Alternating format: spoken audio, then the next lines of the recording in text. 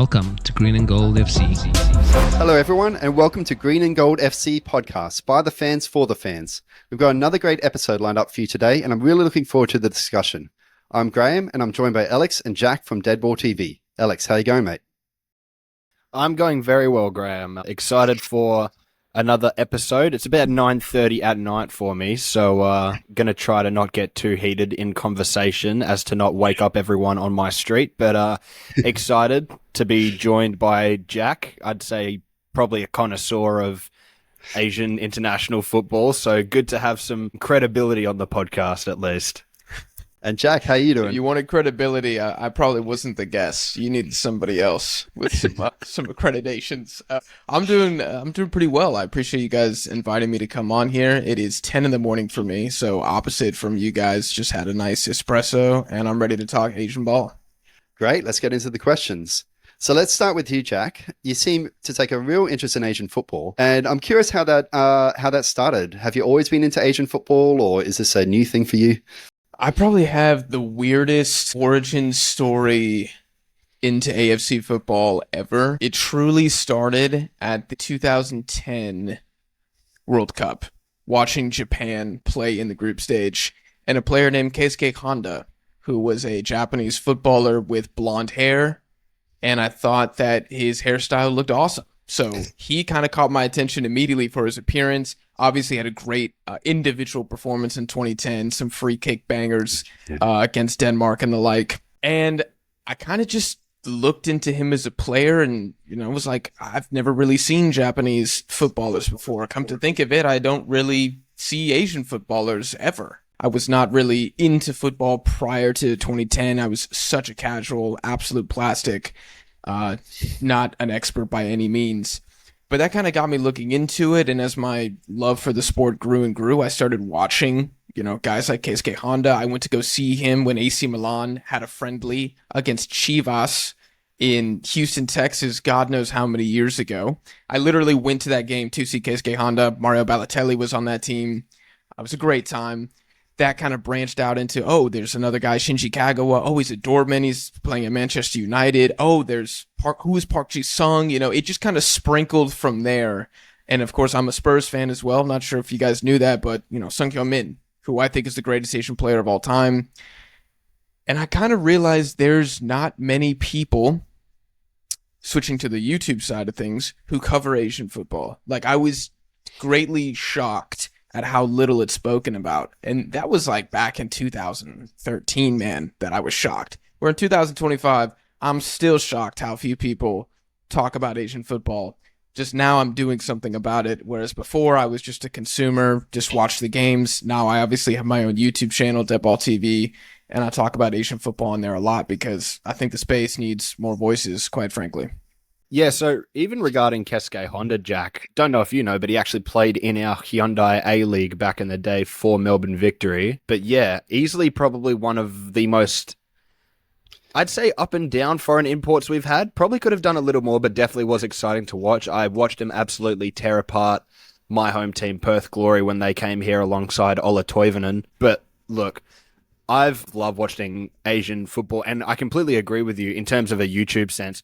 Ironically, I think the only two YouTubers that I know that cover Asian football would be you and then probably Macwell as well. So ironically, two Americans are the only people that I know that cover Asian football to any sort of decent degree, which is crazy considering that, football's not exactly known for being an Americanized sport. But I think that's really cool that I guess Asian football is starting to get that more global reach now. And I think that's being helped along by a lot of, young Asian talents and all of that coming out of, actual domestic leagues, even more recently, guys like Kusanov or even Mitoma. So, yeah, I think that's definitely something that's very interesting. And thanks to guys like you for actually giving it the attention that it deserves. I remember when we first moved into Asia and we were really, really cocky as a fan base. We had Harry Kewell and Mark Viduka and all these big stars in Europe. And we thought we'd just walk through every Champions League game. We'll walk through the Asian Cup. And we got a real awakening. Even, your second and third tier teams, your Omans, your Uzbekistans, they were really tough to play. And we'd get played off the park every time we played club football in Asia. It was a real shock. And it's been a real fascinating watching us trying to catch up to Asia. Yet at the same time, it's, one of the best kept secrets of world football, just how technical Asian football is and just how even the lower ranked teams are just really tough to beat and competitive and technical and hard to break down. Oh, yeah, 100%. I mean, if you want to talk about some of the biggest issues with Asian football, I think the perception of it is extremely incorrect. Every single time a World Cup rolls around, everybody who's a European pundit always predicts the Asian teams get grouped. Every single time. They don't know any of the players. They think, oh, thank goodness England drew, in Iran. Or thank goodness that, France gets to play Australia. It'll be an easy 3 points. That's literally how it's viewed. They're viewed as like the minnows of the world, punching bags for the bigger teams. And I think we need a few more really strong World Cup performances from AFC sides to kind of change that narrative. Like, we're going to talk about CAF at some point, I believe, later in the episode. Even Morocco making the semifinal of the last World Cup, I don't think that changed anybody's mind about African football. I'll be honest, maybe I'm a pessimist. I think you need to see that happen like 2, 3, 4 times before it's taken seriously. And for Asia, we don't have a semifinalist since the most corrupt World Cup ever in 2002. So it's going to take more than that for people to put some respect on the AFC. So how do you get into the AFC? I noticed watching a YouTube channel, basically every single under 20 team, all the players. For many of us at home trying to get into it, it's so daunting. There's hundreds of teams, hundreds of players. It's a vast continent. So how do you start that journey? By taking out my notes app on my iPhone and watching games and writing stuff down. I'll tell you, the most daunting part of it is when I have to cover some of the Arabic teams and pronouncing the names. Oh my gosh. Look, I'm from Texas. It's tough for me at times because I don't, it's a totally different culture, language. Oh my gosh. Like you said, I got to learn a 23-man roster from Jordan, and then I got to do the same for Iraq. And then even Yemen is now jumping into the U20 Asian Cup. It's like, oh my gosh, I don't know a single Yemeni player. It's a lot, but you just got to take it bit by bit. Obviously the easiest way to start is, if you're Australian, just learn your team first and then start from the top and work your way down. Start with Japan, Korea, get the big boys down. And then if you want to be a hipster like myself, you can start learning about the Uzbek, U20s or whatever. So what are your thoughts on the U20 tournament so far? What's stood out to you about all the teams and in particular Australia's performances?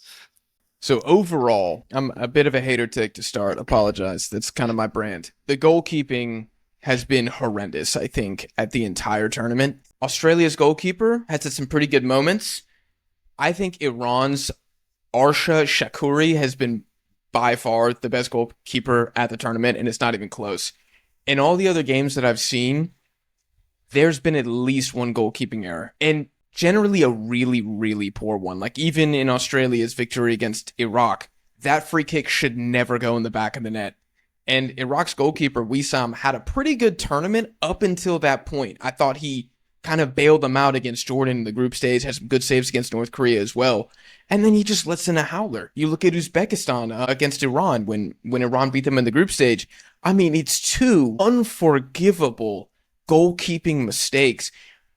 Kind of the key to victory was just put shots on target and wait for the opposition goalkeeper to fumble. And fortunately, going to Australia, you guys are pretty good at that, because what I've seen is a offense and a style of play that I did not expect at all. I was expecting boring-ass Australian senior team footy, Jackson Irvine having to create, and he's not a creator, hence why it's boring. Get it to Yengi up top, who's largely incompetent.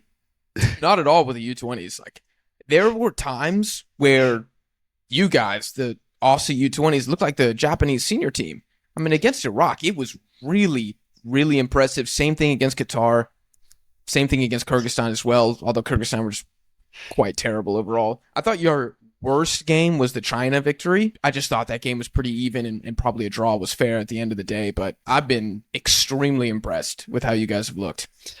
Yeah, you're talking smack about Australia's team, I noticed in the lead up. So I was very, very happy that we get to boast a bit now. Yeah.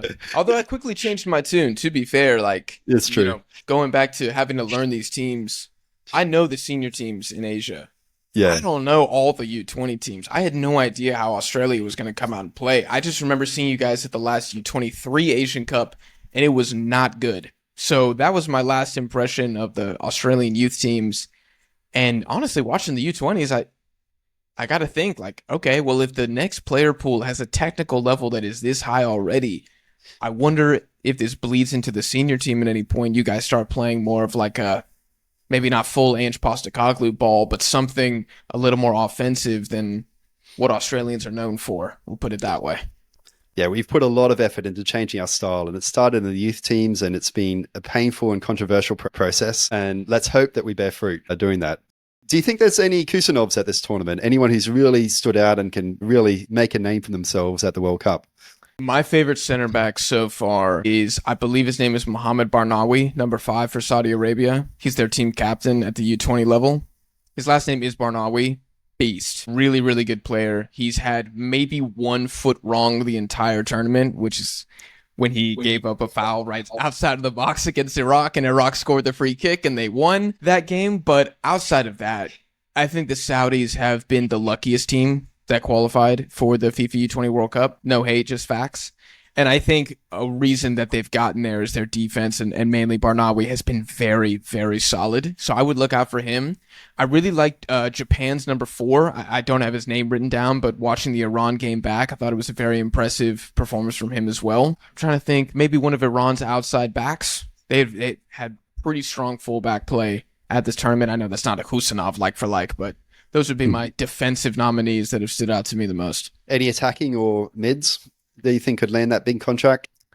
Well, Iran again had a center forward, Golizadeh, who tore it up in the group stage. He looked very impressive. I don't mean to have a sidebar about Iran and their game against Japan, where they basically abandoned everything that made them good in the group stage. I mean, the manager, such a howler from Iran. They really could have put Japan on the back foot, and they decided not to, and basically gave the game away, truly. Iran was better than Japan at this tournament, but they lose on pens. It is what it is. Outside of that, there's a player for Jordan, outside winger. Ode is his first name. I think he was originally a futsal player before he broke into like a full 11v11, and you can tell by watching him play. Very, very silky. For Australia, let me see if there's a Australian guy I think is going to break out. I thought Thiago Quintal was really good in the group stage. Not very good against Iraq, though. I don't know. You guys have some other nominees? In terms of Australians, I think we've had a few decent ones. One that springs to mind for me immediately, at least, Alex Badalado, which is a curious case with him because he, for the past 3 years, everyone's been saying that he's going to be one of the next massive breakout talents from Australia, but he's never had that sort of consistent run of game time at Western Sydney Wanderers, but he's recently gotten a loan move to Melbourne Victory, so hopefully he gets a bit more consistent game time because he looks phenomenal. In terms of other players as well, I think Australia has had, outside of the left-back situation, I think we've probably had one of the better, well, I say better because I haven't really watched too much of the other teams, but I've been impressed with our defence, if I'm being completely honest. That centre-back pairing of Kikianis and Esposito has been fantastic. Benny's looked an absolute stalwart at right back, captaining the side, so I'm very happy to see that he's doing well with him being a Perth boy. And Paul Ocon Jr., son of former Socceroo Paul Ocon. But yeah, I think we've had a really good side. I'm excited to see. I don't expect us to win the whole thing, and I don't expect us to do any sort of major damage at the Under-20s World Cup, but I'm hopeful of this up-and-coming group. I think there's a couple of players there that are going to make a serious difference for the national team side. You mentioned it yourself that our senior team lacks creativity in the midfield. Couldn't agree more. I think it's absolutely dire. Maybe that's down to poor coaching in recent years from Graham Arnold and even Tony Popovic at times, but there's a lot of good technical young attacking midfielders coming through. Jalen Pearman being the best of the lot, I'd reckon. but there's definitely a shining light coming through the Australian youth system at least, which is nice to see for once. Yeah, Australia's technical level definitely seems to be going up. And I think a lot of these players, they don't look like players which are going to make that Kusanov move and immediately step into Big Five teams and play from the get-go. But they do look like players, like we've got a lot of players that could probably peak in their mid-20s and play for a team in the Bundesliga or the Premier League, probably after doing some time in the A-League, some time in the second tier of Europe, whether that's the Championship or the Eredivisie or whatever. So there hasn't been any mind-blowing players, but and a lot of our players, they lack a little bit of that polish, a little bit of that professionalism, but they have a lot of flair and creativity. And so that's probably where I'd rate our team. Iraq really impressed me. Actually, when I played them, I have a bit of stereotype about Iraqi play, that they like to play like a typical Middle Eastern team, sitting back, hit you on the counter. And they won possession against us. They have a lot of skill. There's great at the 1v1s, great at the long passes, great at that first finish was unbelievable.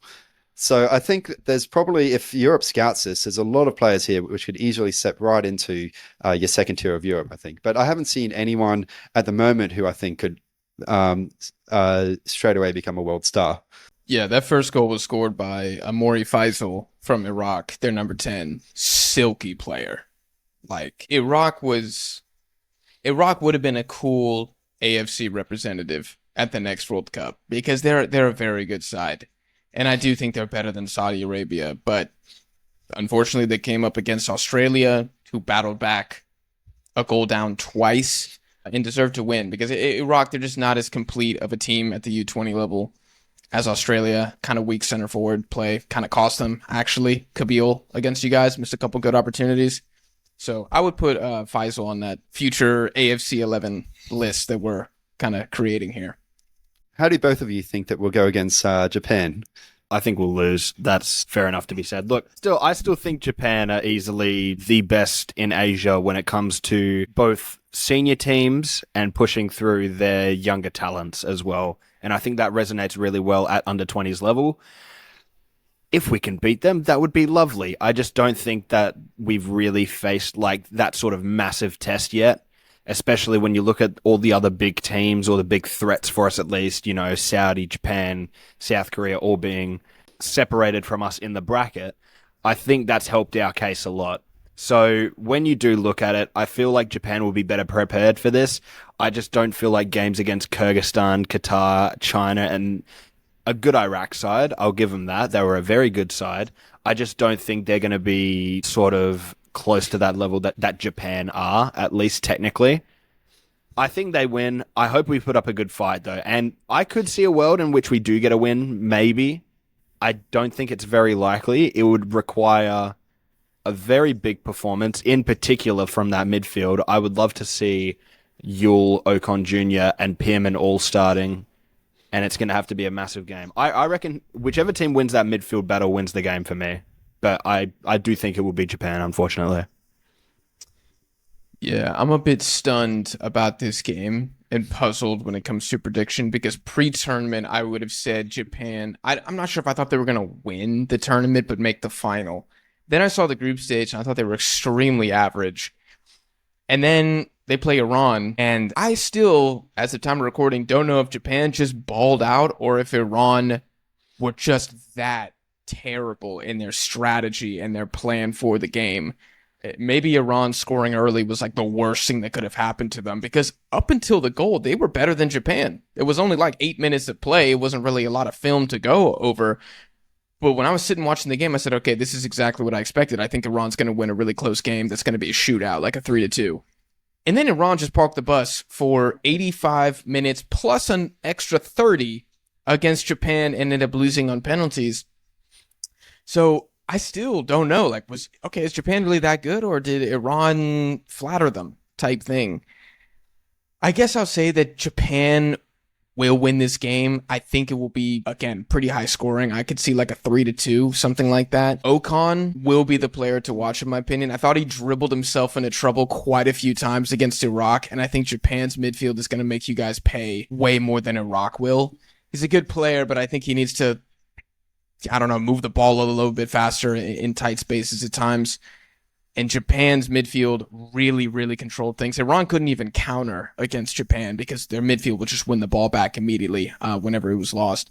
So I'll go Japan in a shootout, but I don't really think it matters because it's job complete for Australia as far as I'm concerned, unless you guys disagree. I mean, obviously you want to win. I'm interested in your comment that Japan have been maybe a little bit below expectations.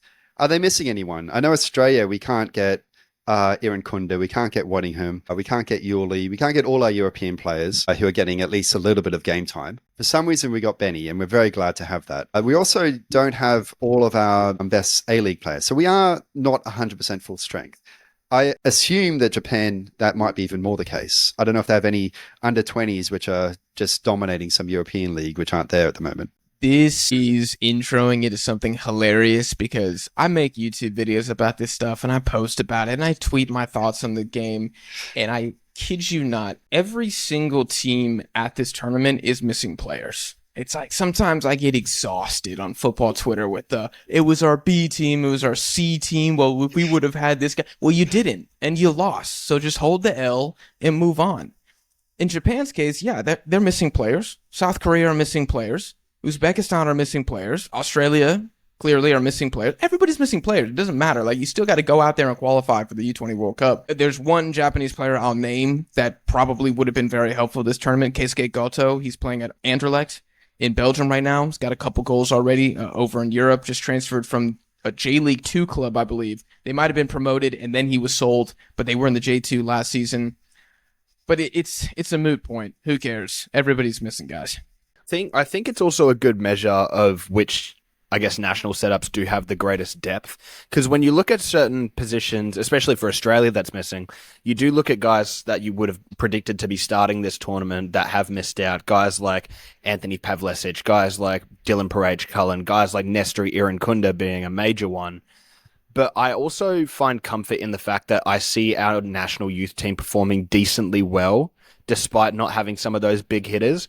But I completely agree with your point. It is rather stupid that people put that much of an emphasis on having, 100% of your starting squad, when really it's more of an indication that if you can't perform at this level without 2 or 3 top players, your depth is not good enough, especially going through when considering pushing senior players through or pushing junior players through to the senior teams.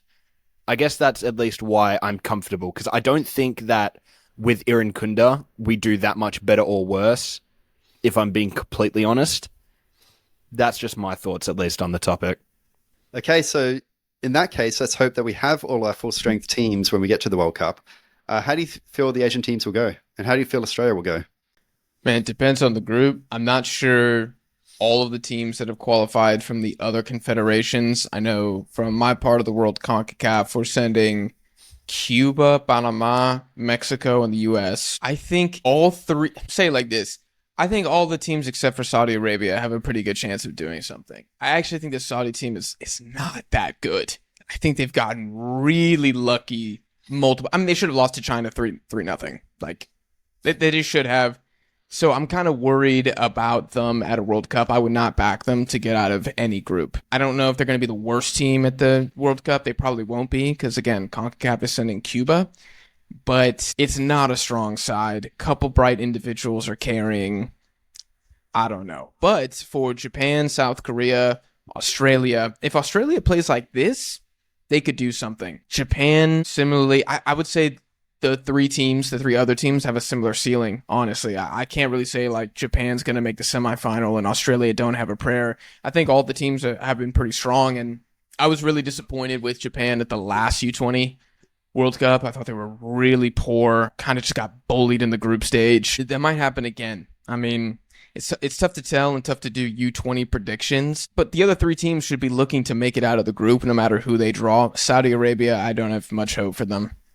Uzbekistan made it out of the group last time, so even if you're not one of the powerhouses of Asia, there can be some surprises. So I'm really hoping that Australia make it through, even if we lose the next match. I could really see, honestly, some of the teams we've beaten, I could see being a chance. Like Iraq, I could see being a chance making it out of the group stage. For sure. You could even argue Uzbekistan are a power at the youth level in Asia. I would. Yeah, they've had probably better results than Australia has. Oh, without a doubt. If I'm being completely honest, I don't see any of the Asian teams making that big of an impact just because, like Jack mentioned previously, Japan have not looked that good. Saudi do not look good at all. I don't know how they've gotten this far. Mostly just luck of the draw, I'm assuming. Australia look okay. Like I said, you're missing a few key players that you can add in there, but I don't think that adding Iran Kunda or even someone like a Franco Lino to the side really makes that much of a difference. I feel like this is relatively what our best under-20 squad is. Is it good enough to get out of the group at the under-20s World Cup? Maybe. It depends on who we get. I'm really hoping that we're going to get some proper shitters. That way we might be able to actually make it through. But it's just, when you come up against some of these African youth teams and even South American and just always the European youth teams, it's always a big ask. And I think it is going to be a massive ask. I do see a lot of progression in the right direction for Australian football in terms of our sort of youth setups. But I do think it's going to be a while before we're challenging some of those sort of top countries. Like I said, major goal should be getting out of our group, if depending on what the group is. If we can get out of our group, huge achievement. I will be super proud of whatever that is. I'm happy that we made it this far. I'm happy that we've qualified, but that should be our focus, is just getting as far as we can get.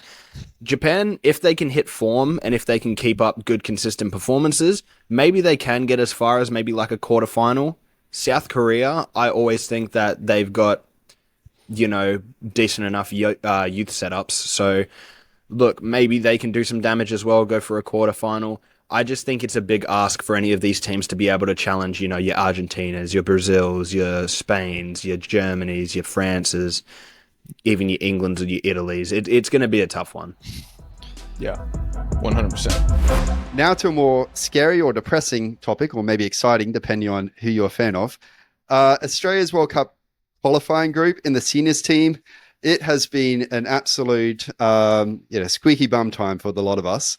We've played ugly. We're 1 point ahead in second place, but we're also 1 point ahead of fifth place, which is just completely out of even the next round.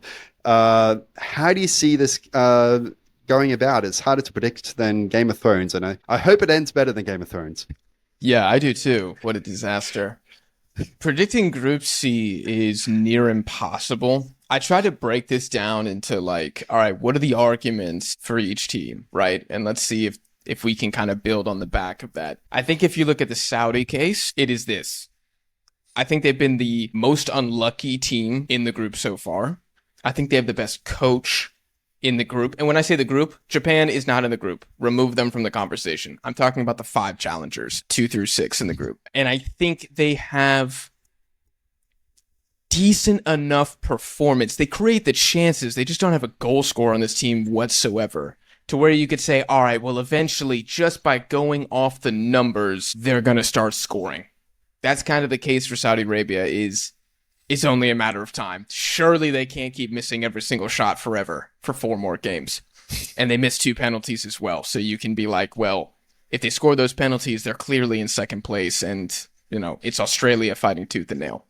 For Australia, you say it's the most consistent performances. Probably them and Bahrain are kind of the 2 steadier teams in the group. And I think if you look at strength of schedule remaining, I think Australia has the easiest schedule left. Especially because you guys don't play Japan again until match day 9, when Japan will already be qualified, and there's a pretty high probability that you're going to play at least a Japanese team with 5 rotations in the starting 11. Maybe even an entirely new starting 11. And it's going to be in Australia. I know you guys have a very bad record against Japan recently, but if you can even get a draw in that game, that would be huge. I think you guys are in really good position to take a point off Japan as opposed to the rest of the group. And the argument for Bahrain is these guys just have fortune on their side. I don't know how else to say it. I mean, beating you guys away in the Gold Coast off an own goal, insanity. You look at the 2 goals that they scored against you guys in Rifa. You look at the 97th, 98th minute equalizer against Indonesia, where the smallest guy on the pitch wins the set piece on the far post and puts it away. I mean, they just have belief in luck. These guys are a unit. They play as a team. And yeah, the pieces are falling their way so far. Will that continue for the next 4 games? I don't know. They also just won the Gulf Cup. So does that kind of galvanize them even further to say, like, no, we're legit. We just took out the rest of the Arab teams in this tournament. We can do this. I could say more, but at the end of the day, I think the favorite to advance is going to be Australia, because you guys are just like, sometimes you guys are bare minimum merchants where like the lowest possible bar for success is what Australia somehow manages to do. You guys still have a great defense, and I think you have the easiest remaining schedule. So I think you guys are going to squeak in there at the end. And then if it's Saudi versus Bahrain for that 3rd spot, if Saudi can score, it'll be them. Otherwise, it's going to be Bahrain. We've lost a lot of personnel. Suter out for a season. Sakati out for a season. Hayden Matthews, we're waiting very anxiously on him, but he left his game yesterday on a moon boot. Jordy Boss, our left back, he's also out for a season. So there could be some really nasty surprises for our defense to come. I am scared. I'm very scared, I think it's fair to say. Look, I haven't been confident this entirety of the campaign. We got a really easy draw. I think our only real competitor for this automatic qualification, besides Japan, obviously, was Saudi, and we've just made it way too difficult for ourselves, not picking up a positive result against Bahrain, and I don't consider a draw a positive result against Bahrain. Struggling against Indonesia, struggling against teams like China. It's not been a good campaign at all, and I think it's going to take a big effort to be able to get through the rest of this campaign. I am grateful in the fact that Bahrain have played us twice already, which means I don't have to fall victim to Bahrain's 1% chance, 99% faith football. But I am curious as to how the game against Indonesia in particular is going to turn out. Obviously, they've just sacked their head coach. They got Patrick Kluivert in. They're looking to nationalise a bunch of new Dutch players. So that's going to be, I guess, a little bit of a cause for concern. We're going to need to make sure that we are picking up maximum points there, though, just as we are in pretty much every other game. I feel like the Japan match being the sort of closing statement for us will be, I guess, fortunate if they are looking to put out a rotated side. However, a rotated Japanese side still has the potential to cause us a lot of issues, especially when you look at guys like Ritu Doan, who aren't exactly, established first team stars. It's going to be a rough end to the campaign. Do I think we're going to get through? Honestly, if we keep playing like we've been playing in the group stage, I'm going to lean towards probably not. I think we get at least 3rd place locked down. I don't think China are going to cause too much of a problem. I don't rate China at all. I don't rate Indonesia in terms of on paper. However, I'd like to see what they can do under Kluivert. Bahrain have been ballsy as hell this entire tournament, and Saudi Arabia just have the most outrageous bozo gene I think I've ever seen in AFC qualifiers. So it's tough to say. I really want to stick my chest out and say Australia are going to get through automatically, but I can't do it. I just can't do it because we have not looked convincing all tournament. Do you think China's being a bit underrated here? They have played Japan twice, if not mistaken. So they have a pretty easy run home. We play them next window, but they've gotten the Japan out of the way and they've won twice. They haven't managed to get a draw away, but they've gotten the 3 points twice. A couple more 3 points and they could put a lot of teams in trouble. Yeah, I think they do get discounted in this conversation. They are the only other team with 2 wins, which is hilarious because they're bottom of the group. The thing with China is they've made some personnel changes, right? I think every team in the qualification process, if things are not going well, they make a change. You sack the coach, you introduce new players, new formation, new tactics. Well, with China, it's been new players, and they've tried to rely more on this. Let's get back to our sitting back counter-attacking style that has worked previously. And it did work against Indonesia at home, and it got them a win away at Bahrain. Now, were they fortunate in that game? Yes, and I think Bahrain had a very late goal that was chalked off for offsides. But can they do that again in the next 4 games? Can they get another win and maybe 2 draws, and then sure, they lose 1 more, who cares? Would that even be enough? I don't know. They don't have the personnel. They probably have the least talented starting 11. And yes, I do think Bahrain are more talented than China currently. They got to start winning games at home too. Like if they had gotten a draw or a win against Saudi Arabia when they had 10 men, back at the beginning of the cycle, I mean, geez, they'd be on 9 points right now and everybody would be chasing China. It would be insane, but I don't know, man. They seem to bottle it when it matters most. Yeah, a bit like Saudi Arabia, as you mentioned. So Saudi Arabia, they have their domestic league is now full of stars in attacking positions. And now that you see their national team, I notice a lot of their national players were not getting that much game time. Do you think, especially the ones in attacking positions, your strikers, your wingers, your attacking midfielders, do you think that's why that lack of game time, that lack of precision, do you think that's what's causing them to bottle it a bit more? I think there's two main reasons why this Saudi side is struggling. Number one is star players front to back are not getting minutes in the Saudi Pro League. Everybody focuses on the attack as you should. This team has scored 3 effing goals in 6 games in this group. That should never happen for Saudi Arabia. But even guys who are key for the defense like Altan Bakhti, I mean, he's fighting for minutes as well. This is Saudi Arabia's best defender. And he's fighting for minutes in his own freaking league. So we've seen the investment in the Saudi Pro League backfire against the national team, which I personally find hilarious. Now, other key figures, Salem Al-Dossari, who has been Mr. Saudi for the past 8 years, he's been a bit of a shell of himself in qualification. I have no idea how he's doing in the AFC Champions League. I'm sure he's doing fine. But for the Saudi national team, he's kind of buckled under the pressure this cycle. And he has missed 2 penalty kicks, one against Bahrain, one against Indonesia, both games at home. Both of those games should have been 6 points for Saudi Arabia. So this is the thing about football. It's a game of margins, right? Everybody's missing penalty kicks. North Korea's missing penalty kicks in Group A. They should be in 3rd place right now. But they didn't. And so they might be in 5th or 6th. I don't remember who's bottom, Kyrgyzstan or North Korea. But the point is, Saudi Arabia could have been in a position where they, having the most talent, I think, could have separated themselves from even Australia, Bahrain, China, Indonesia. But because they're not taking advantage of their chances, they've fallen into the group below, and now they're in the cesspool, the mud pit, with everybody else. And if they don't start firing, if they don't start putting these chances away, they're not going to qualify. And Bahrain's going to squeak in, or Australia. Or, I mean, if Indonesia do it, good Lord. I mean, that'll be an interesting video to record.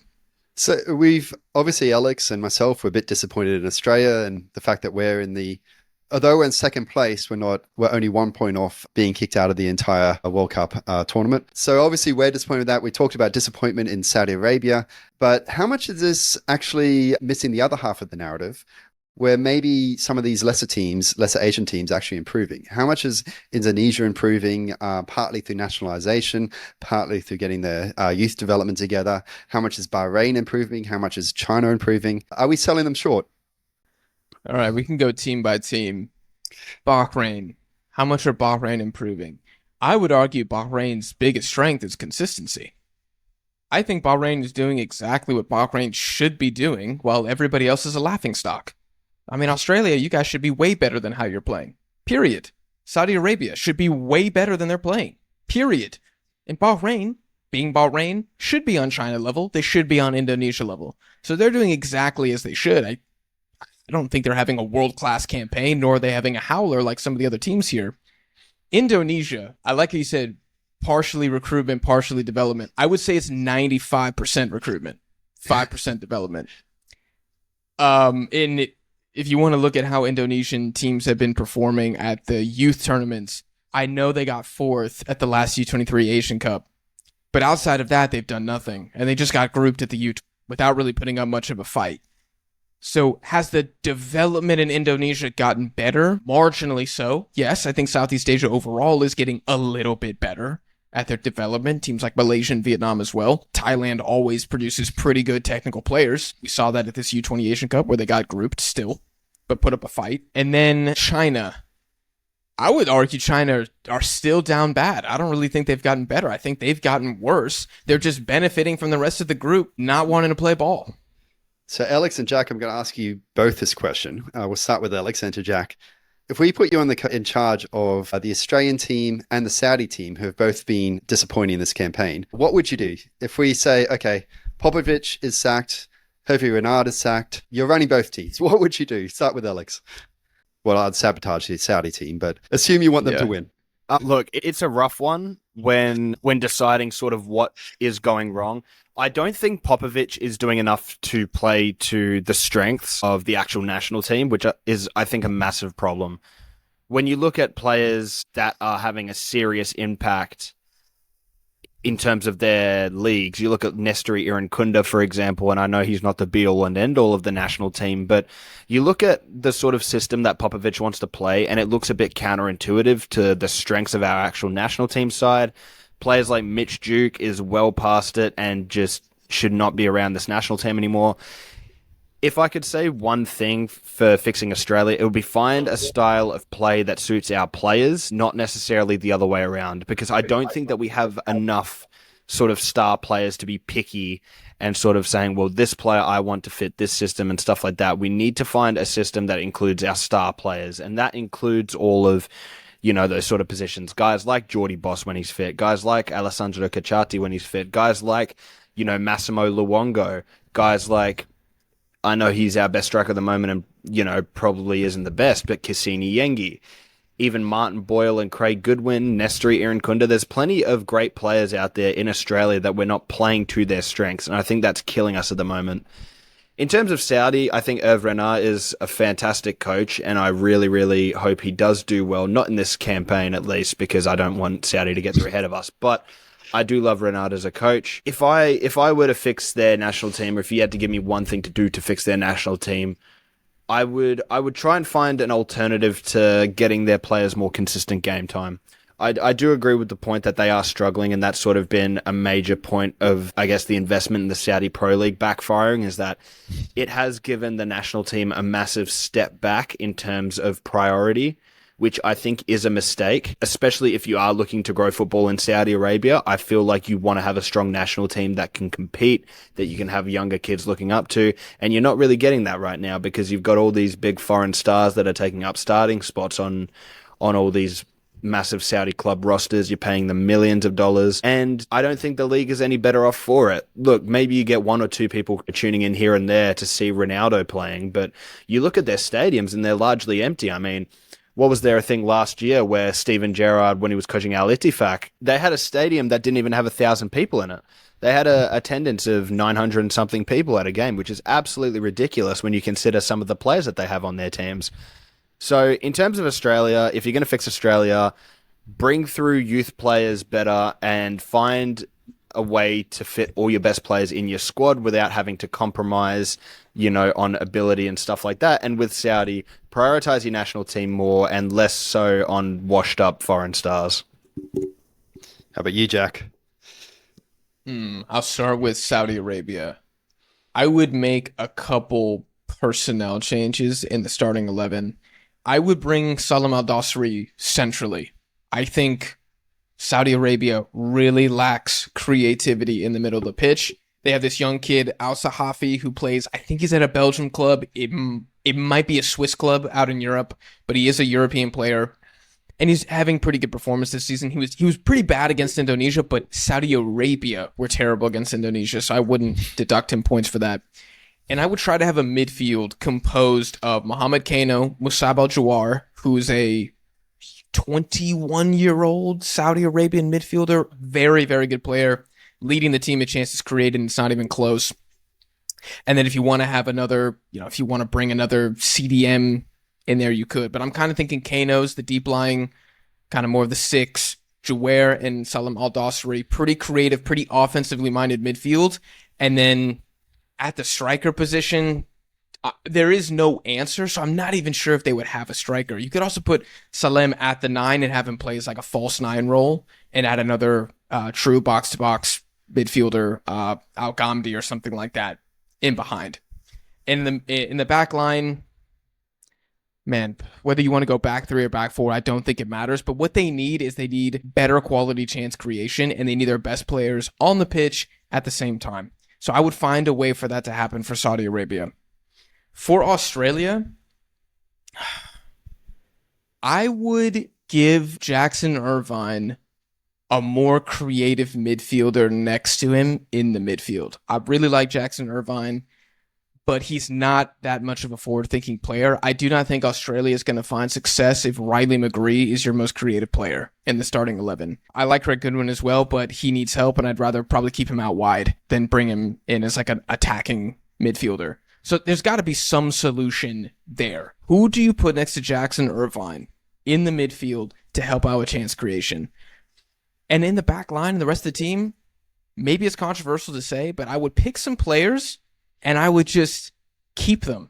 I think Popovich has played musical chairs with the starting 11 since he was appointed. And when you're going up against a Bahrain who plays the same freaking team, same freaking style every single week, you're going to really struggle to break them down. So just a little bit of a more consistency, more faith. I know it's tough with the injuries, but try to not shake things up every single game as much as we've seen with Australia. And for the love of God, throw one more creative player in there. It could be Irakunda out wide. It could be somebody coming in the midfield, maybe somebody from the U20s. I don't know.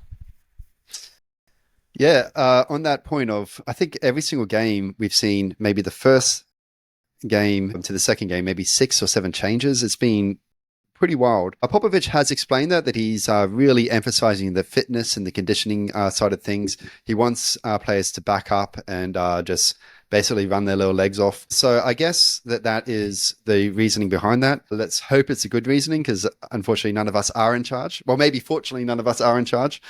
The point on Saudi Arabia not getting game time, that feels an easier problem to fix, and it'll be a bit of neglect if they don't fix that. I know Gus Hiddink for South Korea, before their amazing run at the 2002 World Cup, he took his entire team out for a season, I believe, and trained with them, played them week in, week out. Why can't Hervé Renard do the same? I don't want him to do the same because I want to win, but that would presumably get them over the line. The creative midfielders, we have a great option there in Alex Robinson, but unfortunately he doesn't want to play for us. We have a lot of really, really, really exciting players who are very similar at the moment. So you have Triantis, who's a creative defensive midfielder, but he is a defensive midfielder, so probably may not be appropriate, but maybe worth a try. Max Ballard is very similar to Aidan O'Neill. All our creative players, unfortunately, are pretty young, and I don't know if you want to try throwing someone in the deep end of baptism of fire and saying, well, you're creative, you're young, and so we need this role, so give it a go. Or whether you try and just stick with what you have and just hope you squeak by. It's, as Alex said, it's a little frightening. But what about, Alex, is there anyone you can think of for their creative midfield? Do you think, you've mentioned Segasic on the podcast before, and of course, Pearman, if you want to go for someone really young, but maybe someone in Europe, maybe John Rue. I don't know if anyone comes to mind for you. Look, Dennis Genro is a tough one. He is playing right now in La Liga too. That's my only concern, is that he's not sort of getting that adequate experience and not really getting that adequate game time to lose, which is why he has moved. I'm happy that he did get the move. I'm mixed emotions about it, really. I don't think he's going to be that sort of next level guy that's going to take the Socceroos to the next step in terms of creativity. Segicic, yes, but I don't think he's ready to sort of take on the burden of that number 10 role.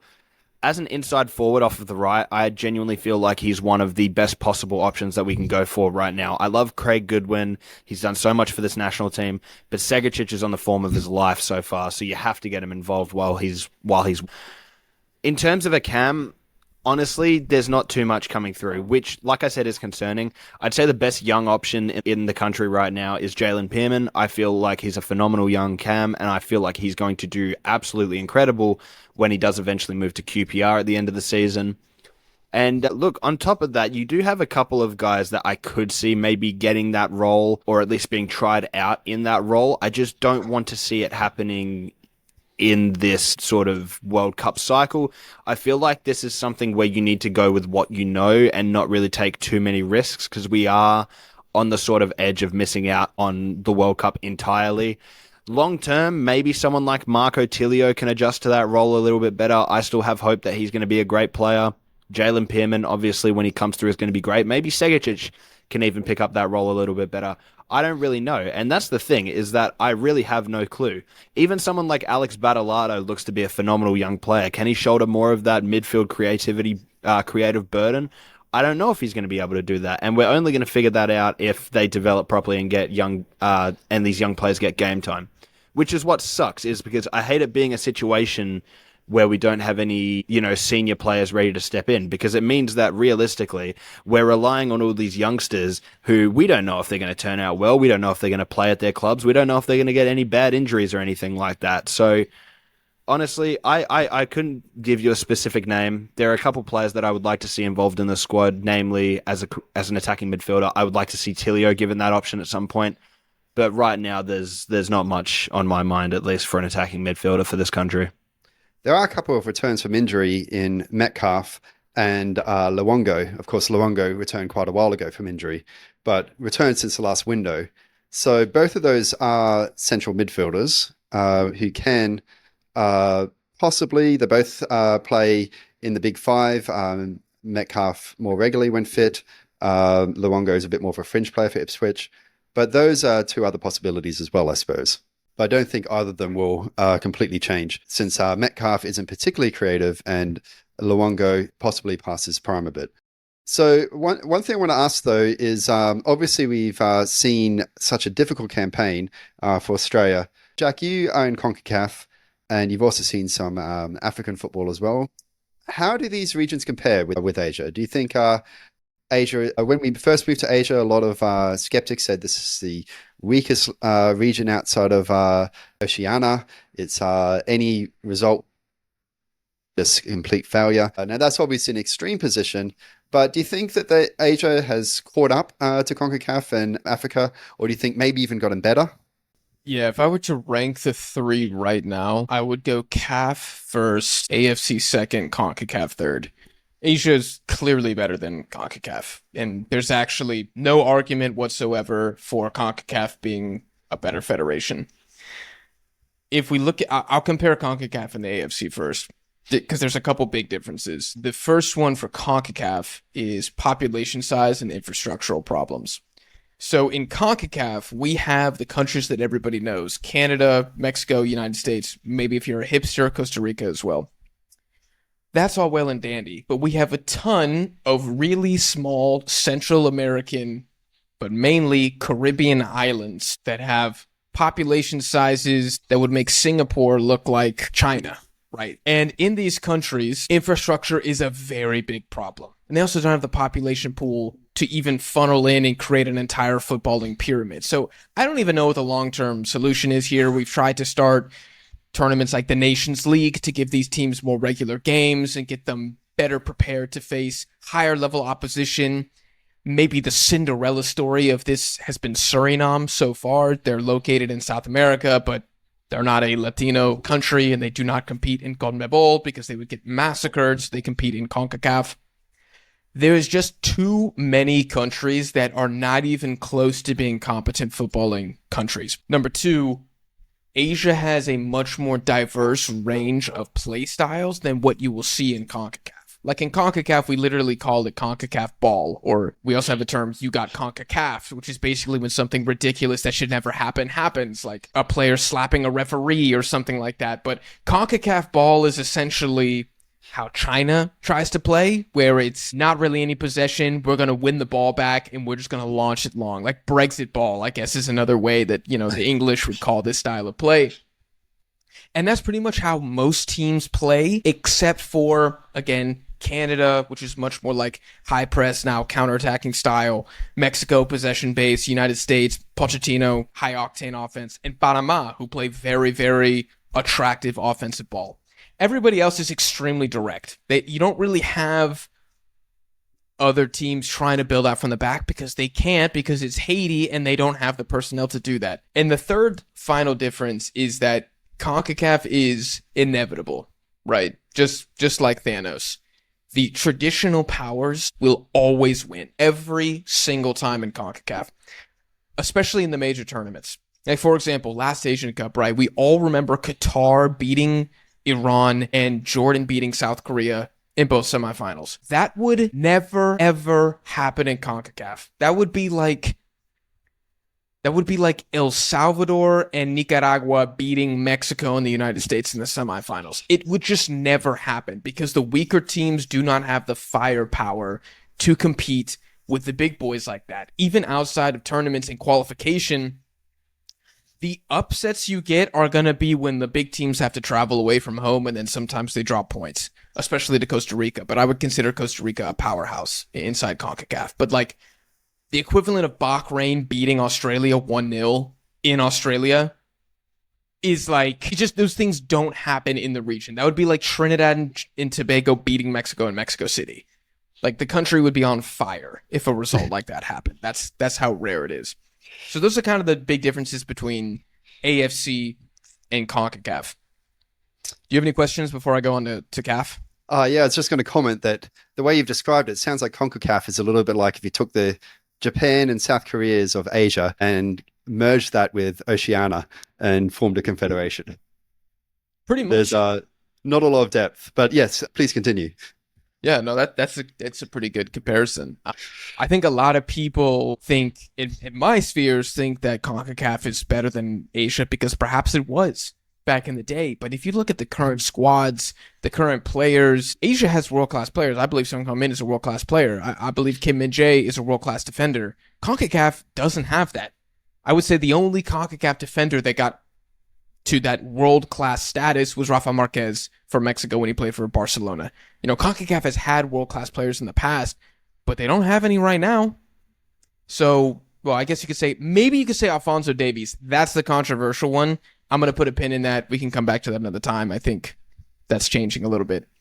The biggest differences between Asia and CAF is kind of similar to what I said in my second point for CONCACAF is Africa probably has 15 teams that are good to excellent.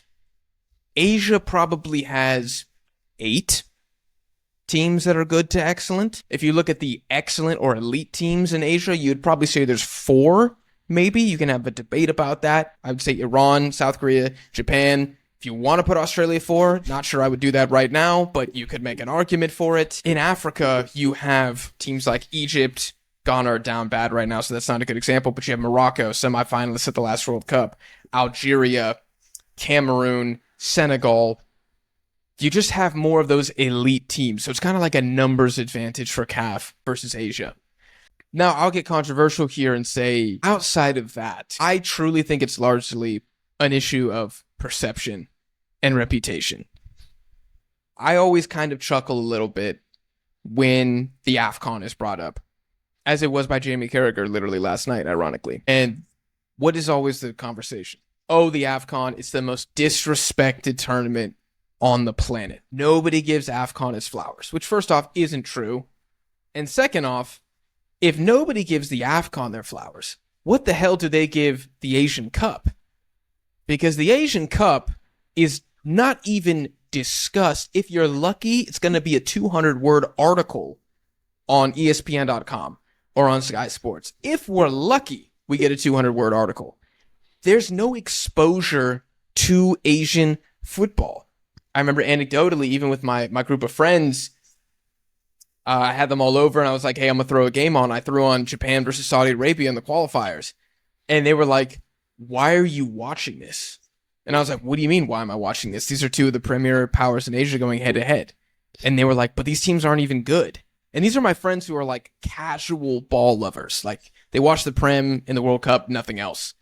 And I was like, wow, you guys genuinely have no idea how good Asia is, do you? And I think that's the average person. I think the media has a big part to play in that because they never bring it up. And whenever they bring it up, it's the World Cup. And what do they say? Oh, thank God we drew Japan. We're going to win. South Korea, yeah, I'm not sure. They have Son Heung-min, but I'm not sure who else they have. Should be an easy game. That's the narrative. Australia, Tim Cahill's not there anymore. Who do they have? That's how they cover these teams.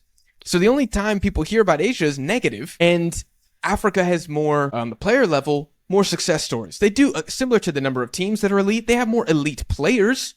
I don't know if their elite players are that much better than Asia's elite players. They just have way more of them. Another thing I'm sure plays a role in this is geography, just Africa being that much closer to Europe and there being a very large African diaspora in European leagues and a lot in European countries, and a lot of these clubs also have like partner clubs in Africa to help scout talent and whatnot. I do have one stat that I want to read to you guys that I thought was interesting. This is the number of teams since the 2002 World Cup that have advanced from the knockouts. Africa has 7 teams Asia has 8. So there have actually been more Asian teams to make it out of the group stage than Africa. Now, same time span, teams that have won at least one knockout game at the World Cup. Africa has 3 teams. Asia only has 2. So that seems to be like the hard ceiling that a lot of these Asian teams keep hitting. I mean, Japan, quite famously, keep losing on penalty kicks at the World Cup. Lost to Paraguay the first time, lost to Croatia in Qatar 2022. Going back to 2014, this is the head-to-head performance of Asian versus African teams at the World Cup. 3 wins for Asia, 2 draws, 4 wins for Africa. So again, like a very slight lean towards Africa. I don't really think the difference is as big as people think. Yeah, it's pretty close. I remember Peru thinking we're going to be an easy win. I remember I saw Saudi Arabia. Argentina thought Saudi Arabia was going to be an easy win. I thought Japan and shocked Germany and Spain at the last World Cup. It's really probably really underrated. On the Asian Cup and how it's not even doesn't even get any airtime at all in Europe. I remember when Son had to go for the Asian Cup, and he had Ange Postecoglou had to explain to the media, look, this is just like the Euro. You know how you feel about the Euro. This is how they feel about the Asian Cup. And there's always a sort of a reaction, right? I don't know if I may jump in there.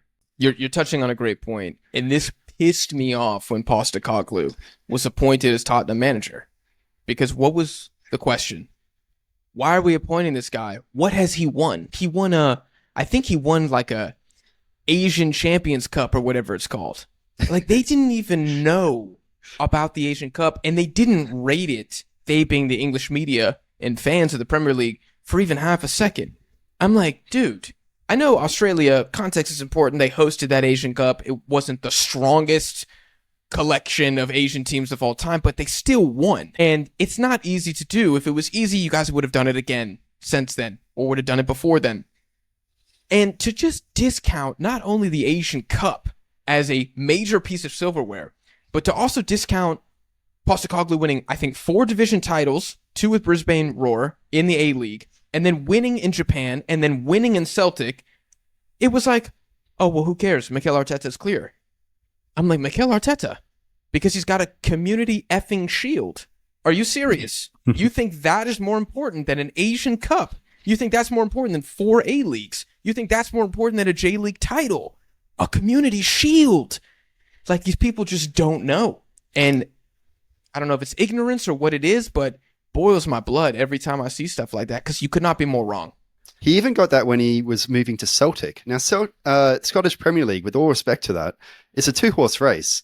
The A-League is a salary cap league. So all the pressure is on the coach, more so than the players. And the J-League may not have a salary cap, but it's all very, very even. Any team can win any year. It's much more even than probably any European league I can think of off the top of my head. So for him to win those titles, if anything, is more difficult than what he's facing now. How do you think he's going at the moment, though? And we'll grab Alex's thoughts as well.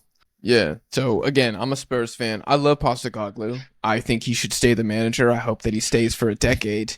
I think any calls for his head are just absolute imbeciles, to put it lightly. I don't really know what people expect Postecoglou to do differently, right? We appointed this man because of his experience, because of what he's won, and because of the play style. Because Postecoglou ball, as any Australians know, is extremely offensive. It's basically all-out attack. And that is in line with what Spurs ball is.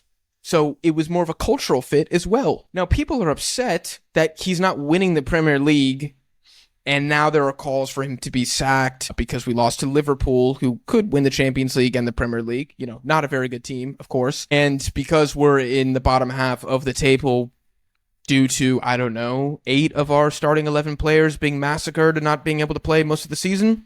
But of course, none of that context matters. They want to go out and they want to get a winner. They being the Spurs fan base. Like, we didn't just have Antonio Conte and Jose Mourinho as the managers before Postecoglou. Guess how many trophies those guys won? Zero. So we already had the old school European taught coaches. They didn't do shit. Now we have Postecoglou, And because the squad is decimated and we've dropped points, we could still win the Europa League, by the way. We got a pretty good draw for that. They won him out. It's just moronic. I think he's done a great job. We're so fun to watch. Everything I think wrong with Postecoglou and Spurs right now is personnel. And the fact that he's trying to play a very offensive style of ball in the Premier League with a squad that at best is probably the 7th or 8th best squad in the Prem. We do not have the best team. So this all-out style of attack is going to bite us in the ass sometimes when we play Liverpool, City, even Chelsea, Villa. Those teams can really, really hurt us. Newcastle, if we put one foot wrong. So I don't know if he's ever going to, well, I don't think he's ever going to win a Premier League with Spurs because nobody's going to win a Premier League with Spurs. But I think he's got a good chance to win us something in a European competition or in a domestic cup. Yeah, personally for me, I love Ange, man. Look, I remember watching nearly an entire season of the Scottish Premier League just because Ange was coaching Celtic. And look, Ange Ball's always been great. I know Spurs haven't had the best track record for treating managers kindly, obviously sacking Mourinho before a cup final. I know there was some drama behind the scenes, but still. And look, even, the situation with Pochettino and stuff like that, I really do hope that they give Ange time to build the sort of squad that he needs, because look, there are so many players in this Spurs squad that I can honestly say are having a renaissance under Ange, namely Jed Spence most recently. He's been absolutely phenomenal. He's in line for an England call-up now, I reckon. I really do hope they give Ange the time that he deserves. He's been an incredible manager everywhere he's gone. And look, the guy is a student of Ferenc Puskas when he was his coach at South Melbourne. So look, you can tell that he's obviously had an effect on the way that Ange views the game, and I think he's a fantastic coach, and Spurs, I think, are lucky to have him. I really am hoping that Spurs can win the Europa League this season just because I need Ange to get some of that English media to shut the I'm not going to swear. I'm not going to swear on this podcast, but I need a Spurs Europa League win. And that may be controversial given that I am a Man City fan, but I need it. I need it to happen. Country before club, I understand. Well, fellas, it's been an amazing chat. Don't forget to head over to the forum at greenandgoldfc.com. You can also find us on X, as well as Jack at DeadBallTV. He has a fantastic YouTube channel. If you want to get into Asian football, that's the place to go in order to learn. And you can also find us on Spotify, Apple Podcasts, and YouTube. Just search Green and Gold FC. If you enjoyed the episode, be sure to follow, rate, and share. It really helps us out. That's all for today. Thanks for listening, and we'll catch you next time. Take care.